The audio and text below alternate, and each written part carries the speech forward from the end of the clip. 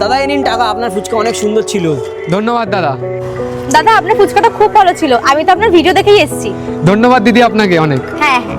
দাদা আপনার ফেসবুকে অনেক নাম ডাক দেখলাম, আপনার ভিডিও দেখেই আমি এখানে এলাম। আপনার ফুচকা নাকি অনেক টেস্টি শুনেছি। এ নিন, এতে 5,000 টাকা আছে।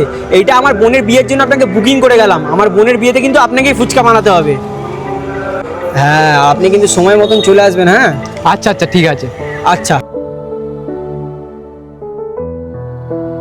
না না মা, তোমার আর কোনো চিন্তা করতে হবে না, আমি আজই টাকা পাঠিয়ে দিচ্ছি।